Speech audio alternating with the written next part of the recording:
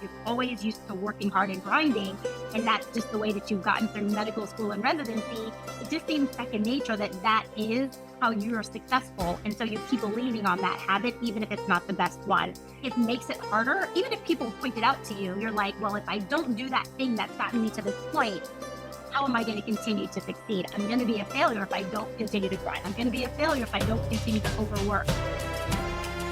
This is the Transformational Life Consulting Podcast with Deepa Grandin, MD, where Christians like you get the practical support and tools you need to build your spiritual, mental, and physical well-being, and to guide you on your journey to health and wholeness based on evidence-based science and God's Word.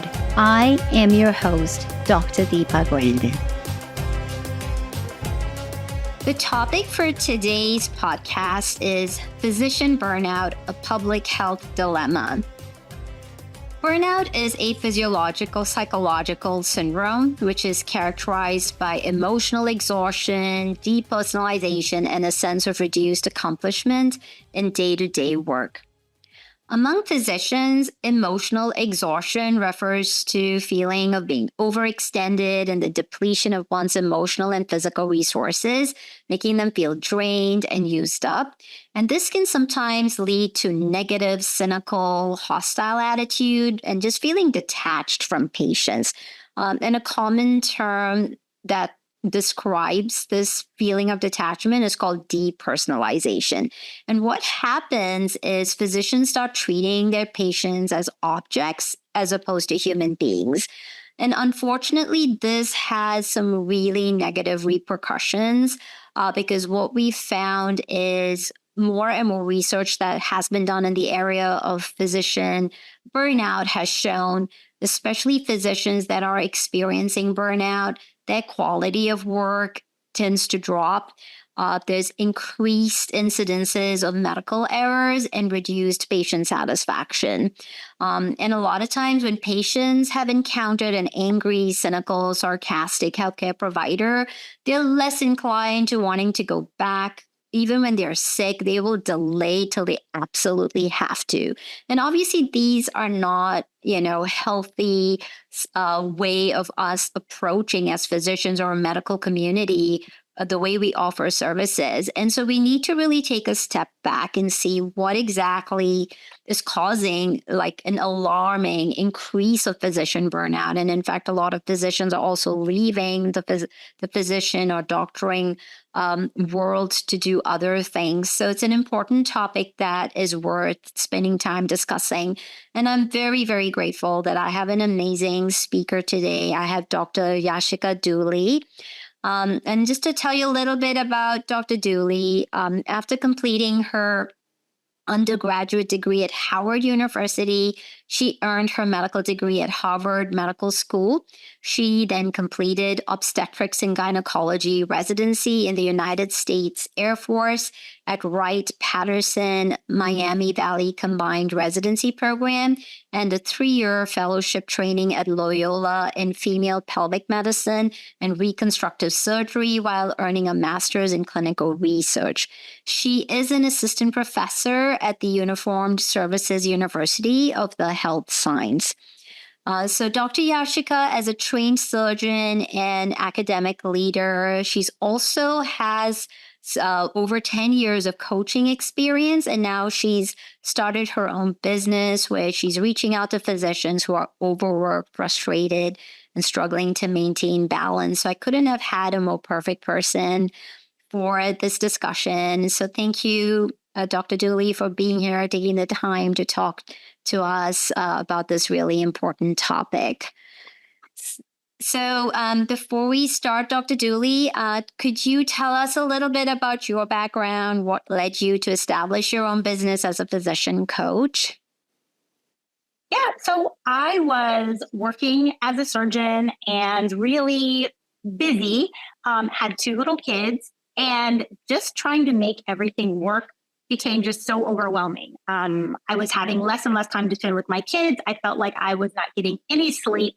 And it was getting harder for me just to find the passion and love for medicine that I had previously had. And so I really then began looking for ways to make things better, right? So the first thing I was like, should I get out of medicine? Should I what do I need to find another job? What is it that I need to do? And I was really struggling because that had been my life's dream.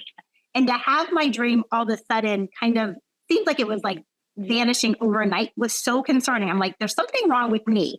Because when I looked around, other people were doing fine. Other people were still enjoying work and they had kids too. And I was like, what is the problem? Why is this happening to me right now? And so I really had to kind of step away, have conversations with my husband and decide like what was going to be the turning point. Because I knew that I wasn't going to be able to work that way much longer. Yeah. Yeah. And I think that's a story of a lot of physicians. Like you feel like you're the only one experiencing, because all of us were very good at putting on masks and acting like we have it all together. And sometimes that can make a person feel isolated, like you're the only one struggling, right? It's quite a common story that I hear from a lot of physicians, both male and female. But thank you for sharing that with us. So why do you think, in your opinion, that physician burnout is a dilemma, and why should it be recognized as a public health crisis? I think one of the big reasons is because we are losing doctors, right? We're not just losing doctors though to medicine, like physician suicide is a real thing. And when physicians are losing their lives, that's impacting their families. When physician divorce rates are going up, when physicians are turning to drugs and alcohol to try to compensate for what should have been a passion and a love, I'm like, that should be concerning to everybody. Like, this should be something that it's not only the patients and the medical community, but like, what are we doing to these people? These are people with real families, and we need to step in and say, what can we do differently? We have to do something differently. We're all going to fail. Yeah. Yeah. And I think another point that it reminds me of why you were talking about people, because physicians are first people. Because one of the prime directives we all as physicians live by is patient comes first. And then if we live by that directive, like 24/7, 365 days of the year, we are bound to fall off the wagon and get burnt out. So yeah, giving perspective and letting people know it's okay to be tired. It's okay to feel overwhelmed. Because sometimes the demand is like more than what's expected of an average person. And yeah, just acknowledging that what a physician is feeling, it's normal, and they should take a break if it's going to the breaking point of wanting to harm themselves. And so again, what are some of the unique internal and external pressures that physicians face that put them at higher risk of burnout than, say, other professionals in the workplace? I think just the fact that so many physicians are dealing with life and death issues, right? So we aren't just worried about ourselves, but like now you have this sick person that's coming to you. So you feel a lot of responsibility to that other person and to their family. I think because there aren't set hours that we work, right? And so a lot of doctors are working evenings and weekends and holidays. It never stops. And even when you go home, a lot of times you're still thinking about those patients. So just because you walk out of the hospital or the clinic, you don't stop thinking about your patients. You don't stop having work to do. There's lots of doctors who I admitted this patient earlier. Let me check on their labs. Let me call the nurse and see how they're doing. So I think it's being in this kind of constant cycle where you never shut your brain off that just really also puts you at risk. Unlike some other jobs where when you walk away, you can have, 8 or 10 hours where you completely don't do that job. You can't do that job, right? Until you come back the next day. And so it's very easy for physicians to keep themselves going, to never shut off. And then it's mentally and physically exhausting. Yeah. And I think physicians, just as a breed, they tend to be more prone because of some inherent traits such as compulsiveness, guilt, self-denial, working in a culture of perfectionism, just denial of personal vulnerability.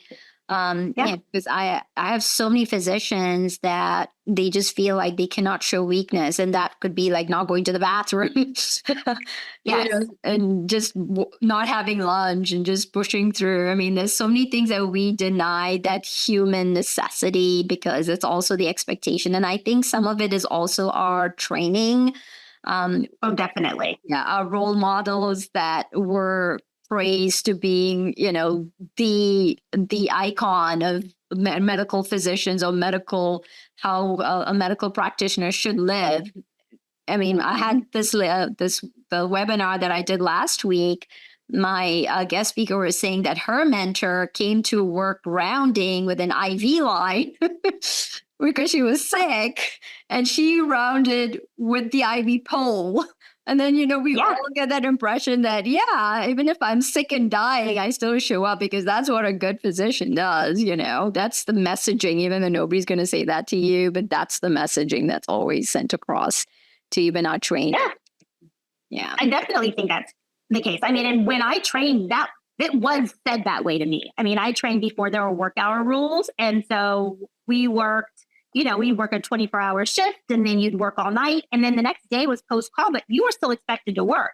Yeah. And so we were conditioned and trained that way. All of the attendings who had private practices, that's exactly how they worked. And they would go from being on call that night and delivering right into their office and seeing OB patients the next day. And then they would still be hopping back and forth onto labor and delivery if they had patients that came in labor.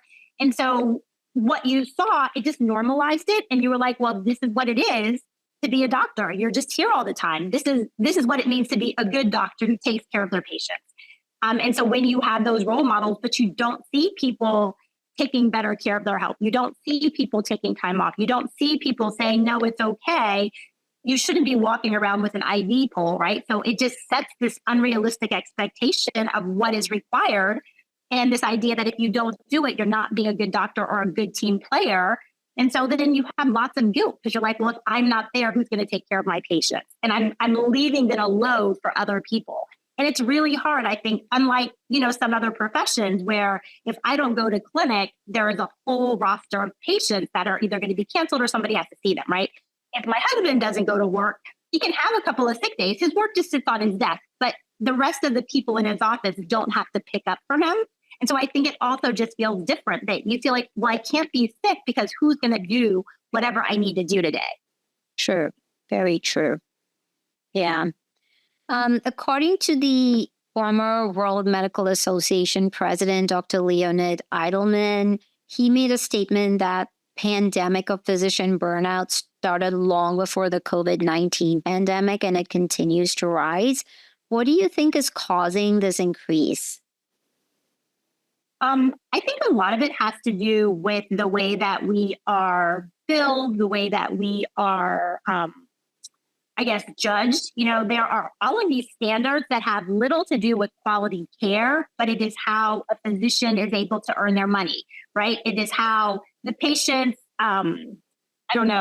they grade us online, right? And so there are these unrealistic measures that don't necessarily equal good quality care. But when you're trying to balance, I'm giving good quality care, but I have to fill out all of these EMR forms and I have to do all these click boxes. And I also have to make sure that the patient rates me highly when they go onto Google. Like those two things don't always align. And so it makes it very complicated. I say it's very much like being a parent and being like, I'm trying to be a good parent, but at the same time, I want my child to like everything that I do. It's almost impossible because those things aren't the same, right? And so when you're caught between these two worlds, but a physician must do both, it's like you are constantly running, trying to do both. And because the two don't align, you overwork trying to make sure that all of the boxes that just get you paid are checked, but those aren't the same boxes that have to be done to take good care of your patient.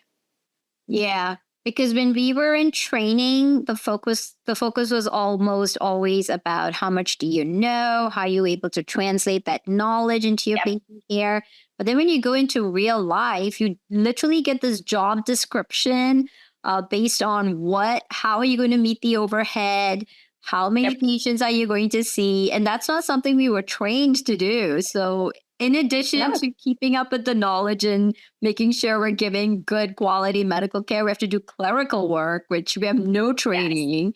And, Yes. all of that just, yeah, it snowballs. So, yeah, I totally agree with you as to why we would see such an increase. Now, do you think burnout is different for men versus women? Or at least, I think it is.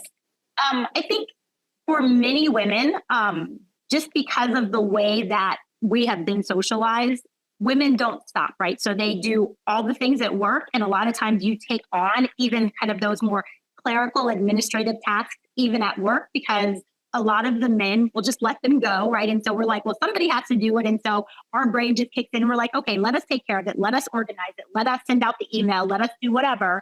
So you do that at work, but then at home, you don't just shut off. Now you like kick into the wife or the mom mode. And so now you're doing that there. And you're also organizing your family. It's never just about us, right? We are constantly organizing everybody's world. And so I think it feels more daunting because everybody is kind of relying on you. And you tend to be that circular person that's supposed to know everything. And it's almost like you're kind of the administrative assistant for everybody, right? They come to you and where am I supposed to do with this? And where is this thing? And so your brain is always trying to catalog all of that. And it just never turns off. And so for many women, they end up putting themselves last, which further contributes to the burnout because they never take that time to, relax or exercise or eat well and all of those things. I think it just becomes this kind of compounding effect over time. yeah. And I think the scary part with looking at suicide rates, which you had brought up earlier, the scary part is in the general population, suicide rates are lower, at least as far as completed suicide rates. But when you look in the physician world, it's the opposite. Like women are 2.4 times higher suicide rates than the general population. So when you take all those numbers into consideration, it's pretty clear that we're not offering women sufficient support to be able to function in a way that, it's not harming them psychologically. Yeah. Yes.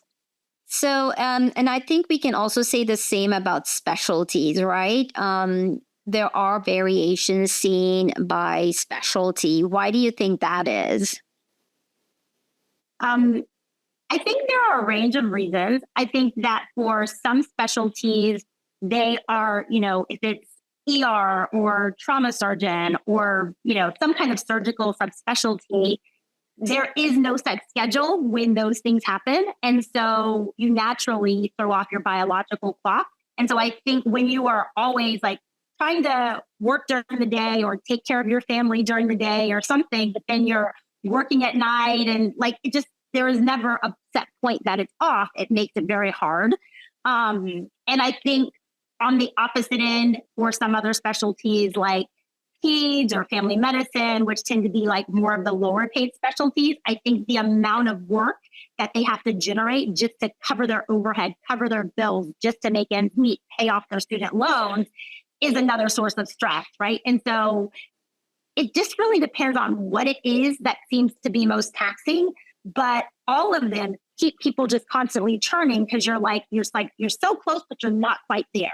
And when you're always in that mode, you just keep going because you feel like, ooh, if I just do a little bit more, if I work a little bit faster, if I see a couple of more patients, I'll be able to pay this thing off. I can finally relax. I can finally do this. But even that leads, I think, more to kind of just that overall exhaustion because it's never quite enough. There's always something else that demands of your time and your energy and your focus. And you always feel like you're never quite reaching the bar. Yeah. And I think with the primary care specialties, we have more and more medical students and residents not choosing those specialties on purpose. So now we're seeing this huge discrepancy between what does society need. Society needs more primary care, but medical graduates and residents are just choosing specialties that are higher paying and, lesser patient load, like you were pointing out. So that is definitely going to add to the difficulty and also another reason from a system perspective that we need to address it in a way that's more supportive to the primary care and critical care specialties that are prone to the burnout. Why is it easier to see symptoms of burnout in others than yourself? I think for many people, we all have blind spots, right? And I think that when you're looking at others, it is easy to see or it's easy to feel like there's tension or they're a little snippy or, however they responded in an email seemed a little off. Or you can see that like it's obvious, like when they're running behind in clinic or they always seem to be late to something, right? And so I think from the outside looking in, you could be like, oh my goodness, they need help. When it's you, I think you get so caught up in your own world and your blinders are on. You don't even realize your challenges, your weak spots, or if there are things that you've always done, right? If you're always used to working hard and grinding, and that's just the way that you've gotten through medical school and residency, it just seems second nature that is how you're successful. And so you keep leaning on that habit, even if it's not the best one. And so I think it makes it harder if even if people point it out to you, you're like, well, if I don't do that thing that's gotten me to this point, how am I going to continue to succeed? I'm going to be a failure if I don't continue to grind. I'm going to be a failure if I don't continue to overwork. And so I think that also for many people, it's just hard for them to even want to see what might be a detriment because it's so easy just to keep doing our bad habits for everybody. Yeah, yeah. And even from my own personal experience, like if somebody was to come up to me and say, hey, I think I'm noticing, I'm sure they won't use the word burnout, but they'll say, hey, I feel like, you're really exhausted or emotionally extended or whatever. The first response will be like, no, I don't think so, because that's our programming, I'm fine. right? Yeah. I'm like, I'm okay. Like, right. You're like, no, I can keep up. Like nobody wants to have shame or feel weak. Like they can't do whatever the job is. Yeah, because we never want to show weakness. And that's the reason why we don't go to the bathroom, we have to. Exactly. Poor patients waiting. Yeah. Yes, absolutely. Yeah. So then what sort of impact does burnout have on physical and mental well-being? I think for most people, it makes it harder for them to be present with themselves and with their families. And definitely also you see it with the patients, right? Where they just almost go into this robotic type mode and they very easily kind of pull away from the things that give them joy. They don't even know how to slow down to even relax and find joy in the things that they really used to do all the time quite naturally. I think also it is easy for people to think that nobody's going to notice, or because this is beneficial to my family, that's the most important thing or more important. And oftentimes, especially like with family and kids, right? They just want you to be there. They just want you to be present. But if you feel like you have to financially, or if you're like the primary breadwinner or financially, certain things have to be met for you to be able to pay off your student loans or cover your overhead, whatever it is, like that just keeps pushing you along. Even if you want to slow down, it's almost like it's impossible because you have these outside forces pushing you in another direction. Yeah. Yeah. And I think one of the advice that was given to me by an older colleague was like, whenever you've seen burnout in somebody, don't approach them as a physician, but more like a concerned human being. Yeah.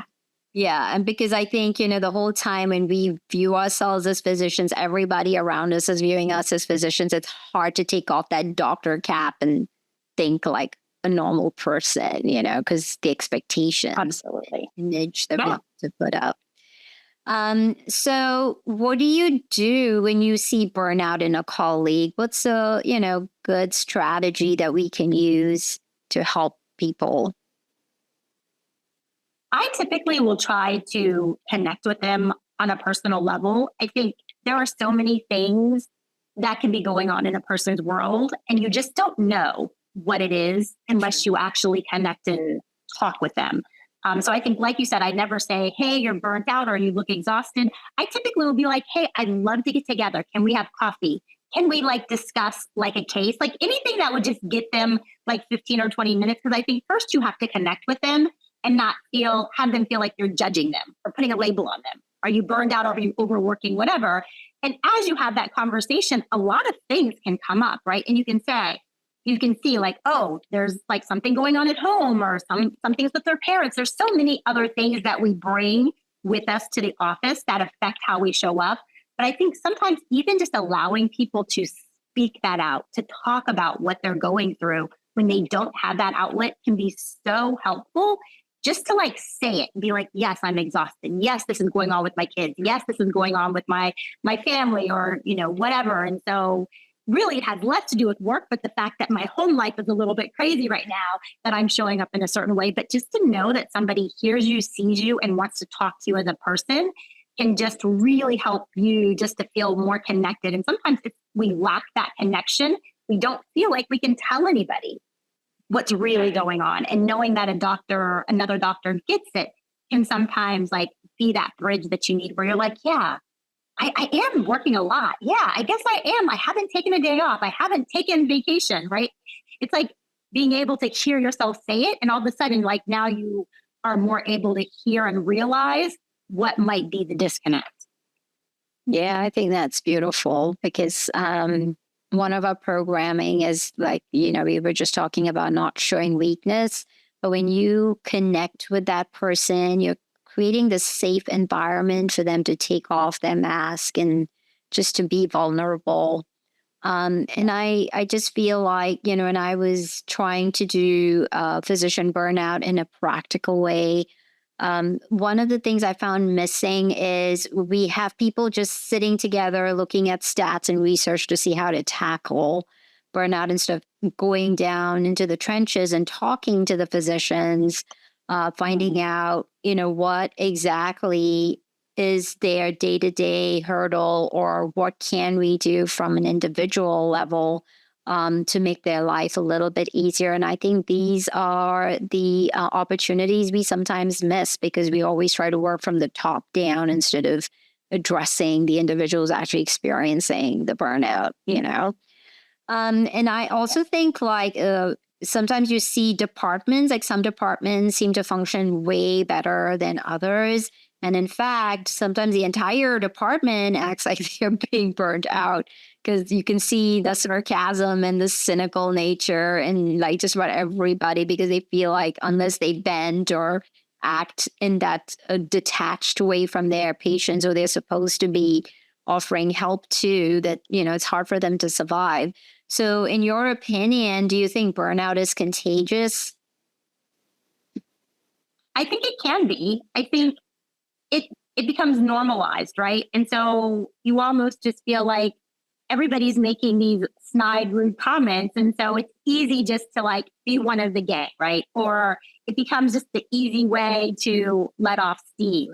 I think also when you are in a work culture where they don't support one another or where people really aren't trying to help one another or connect, or everybody's just kind of floundering that nobody really cares, it's easy that when new people join the practice, or especially like new incoming physicians, like they feel like even though something might be wrong, they can't say anything because if you see the other 9 or 10 of the doctors doing that thing that you want to complain about, you don't want to seem like the one who's not picking up the weight.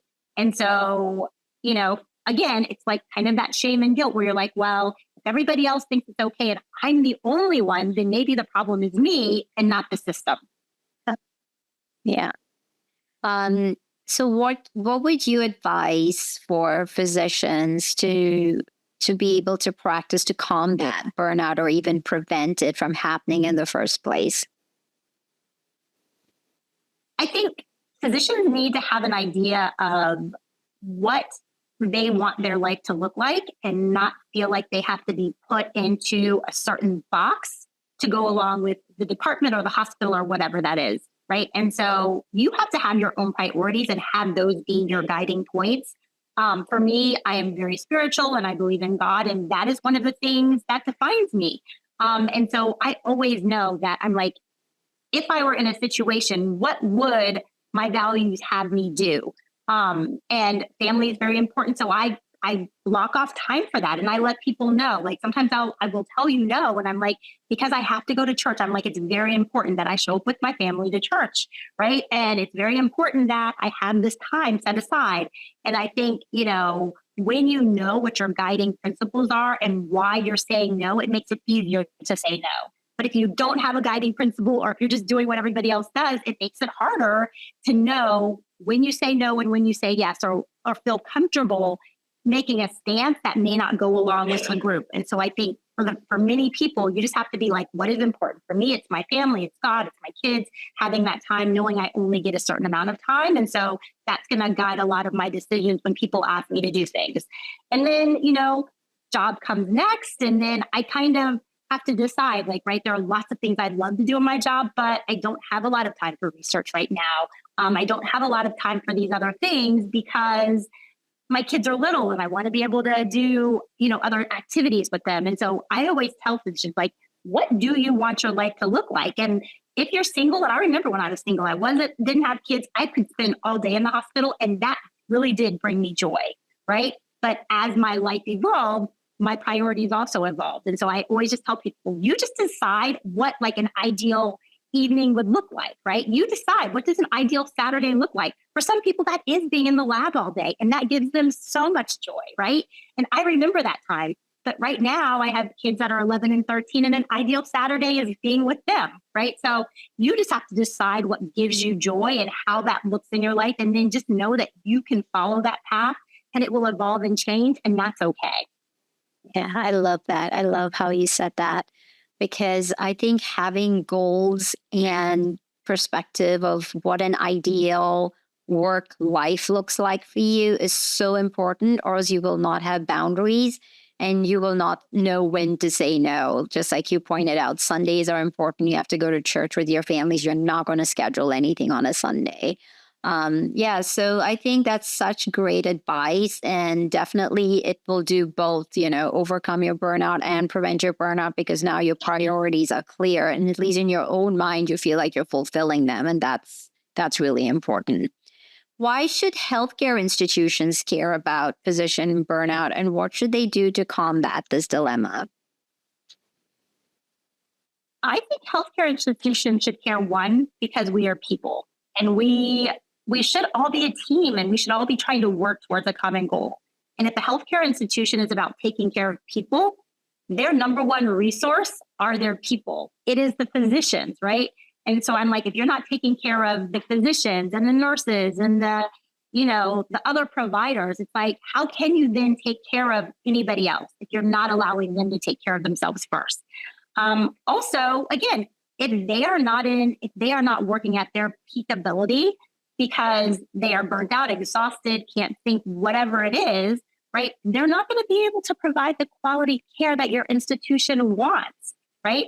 It's all going to build on one another. And I think that when we realize it's such a synergistic mechanism, if we focus on the most important things, everything else is going to take care of itself. And I think that sometimes institutions don't realize that. They look at, physicians, providers, they think we're kind of like a dime a dozen, and they're like, fine, if you quit or if you leave, we can hire somebody else. But even that causes a lot of disruption. It's a lot of wasted manpower, energy, time, and money. And it makes more sense to have people that love their job and are dedicated and are all about making that place successful, as opposed to, well, if you quit, we'll just hire somebody else for, and we can just keep, like, it's almost like it's like a little mill that they're running through. I think sometimes when they're focused more on generating money or whatever it is, as opposed to the people, they don't see the value that we bring and the value that comes from having us all work together. Yeah. In fact, organizations that have been successful in trying to tackle, or at least make sure they're addressing physician burnout or even preventing that from happening in the first place, they usually have the best physician satisfaction and patient satisfaction scores, quality of care. So all the metrics that most hospitals are shooting for. And you'll also attract the best talent, right? Because people want to go to places where they feel like they're being celebrated, not just tolerated. Yeah. So Yeah, I think those are really great points that you just mentioned. So Yashika, is there anything else you would like to add for our audience just to think about or follow? I think my final point really is to let physicians know that there are ways out. There is help that you can have, and it doesn't necessarily mean that you have to leave your institution. I was in the military, so I totally got this idea that I was in a contract and I couldn't just leave, right? And I know a lot of physicians feel similarly, where they're in a non-compete or there's something where they're like, if I leave, like, what am I going to do with my family? I can't move to another state and like uproot everybody. And so I always just say, you don't have to give up your life's dream, the goal that you've been working for forever, just because some of the circumstances right now that you're in aren't ideal. And really, if you come up with kind of like, what are your guiding principles? If you can think of ways that you can celebrate yourself and be able to find more balance or create more time and more balance, it can work for you. I always say it's kind of like going to a circus, right? You can watch a three-ring circus and it could be totally chaotic, but you don't have to become a part of the chaos. And so that's how I became in my hospital. I'm like, it can be chaotic. Alarms can be going off. There can be codes going on, right? But it doesn't have to become my drama. It doesn't have to become my chaos. And just having that inner peace and knowing that even if everything is like going crazy, I don't have to subscribe to that. That doesn't have to become my lifestyle. Just gave me such inner peace that I had much more alignment and wisdom that I could still show up to that same exact job, do what I needed to do, and know that, okay, whenever I'm done with my work, I'm now going to go home and I have this whole other life over here that I'm going to be totally devoted to. And so that can be for anybody. And it doesn't necessarily have to depend on if your department allows you to do it, or if your hospital is going to give you whatever you think that needs to change for you to feel that way. Those are great last words. So Yashika, you do have a physician coaching business. So what's a good way if somebody wants to reach out to you or find out more about your work? How do they find out more? Yeah, at yashikadooley.com. That's just YASHIKADOOLEY.com. So that's my website, but you can also find me on LinkedIn, Instagram, and Facebook. You can reach out, connect with me there. And I would love just to talk to people and kind of just go through and say, what are your biggest challenges? What is it that you need? My goal really, even if you don't work with me, is helping people find out what are some of the things that they can do right now to change how they are experiencing their day-to-day clinical life, knowing that that immediately flows over into their personal life. Thanks again. I truly appreciate the time you've taken to come and talk to us and share so much great wisdom.